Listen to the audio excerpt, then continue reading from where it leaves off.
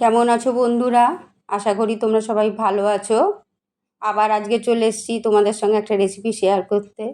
দেখে বুঝতেই পারছো ইলিশ মাছের রেসিপি।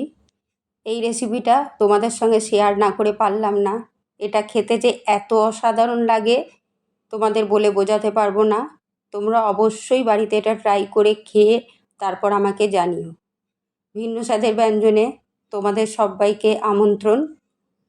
আজকে আমি তোমাদের সঙ্গে এই রেসিপিটা শেয়ার করতে এসেছি। এটা আমার বাড়িতে সবাই ভীষণ ভালোবাসে। প্রত্যেকেই যখনই ইলিশ মাছ আনা হয় এই রেসিপিটা ডিমান্ড করে। তোমরাও বাড়িতে করে দেখো, প্রত্যেকে তোমাদের কাছে এটা ডিমান্ড করবে। এটা খেতে এত লাইট হয় তোমাদের বলে বোঝাতে পারবো না। দেখে হয়তো মনে হচ্ছে এটা খুব রিচ, কিন্তু একদম লাইট হয়, মশলাও খুব একটা কিছু লাগে না। আমি ইলিশ মাছগুলোতে প্রথমেই একটু নুন মাখিয়ে রেখে দেবো। বন্ধুরা, আমার রেসিপিগুলো তোমাদের ভালো লাগলে অবশ্যই লাইক শেয়ার করো। আর যারা আমার নতুন বন্ধু তারা অবশ্যই আমার চ্যানেলটাকে সাবস্ক্রাইব করো। তোমরা পাশে না থাকলে আমি কিছুতেই এগোতে পারবো না। খানিকটা পোস্ত আমি নিয়ে নিয়েছি। পোস্তর পরিমাণটা তোমরা কম বেশি নিতে পারো। তোমাদের যদি গ্রেভির পরিমাণ বেশি লাগে তাহলে পোস্তর পরিমাণটা বাড়িয়ে নিতে পারো। কয়েকটা কাঁচা লঙ্কা আমি এই পোস্তর মধ্যে নিয়ে ভালো করে বেটে নেব। দেখো, পোস্ত আর কাঁচা লঙ্কাটা আমার বাটা হয়ে গেছে। আমি 100 গ্রাম টক দই নিয়ে নিয়েছি। এটাকে ভালো করে আমি ফেটিয়ে নেব।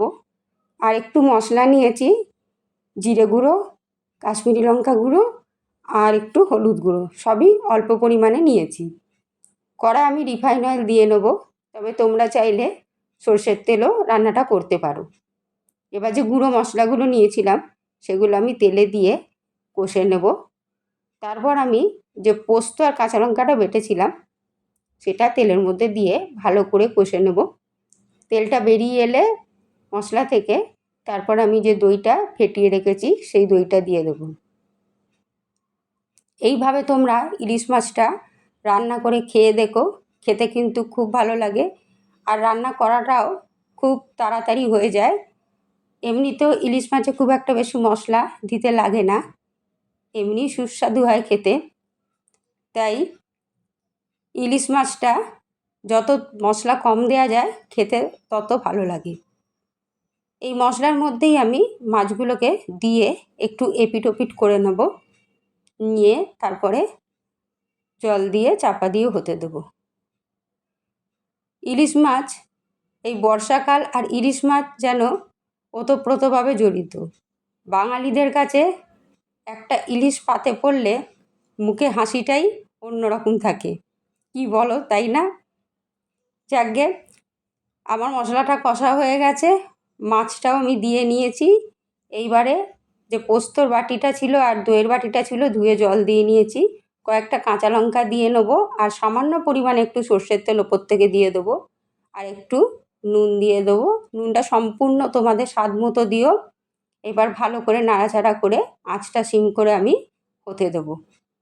বন্ধুরা, আমার রেসিপিগুলো তোমাদের ভালো লাগলে অবশ্যই লাইক শেয়ার করবে। আর আমার চ্যানেলটাকে কিন্তু সাবস্ক্রাইব করতে ভুলো না। তোমাদের সহযোগিতা আমার একান্ত কাম্য, তাই তোমরা অবশ্যই আমার পাশে থেকো। ধন্যবাদ।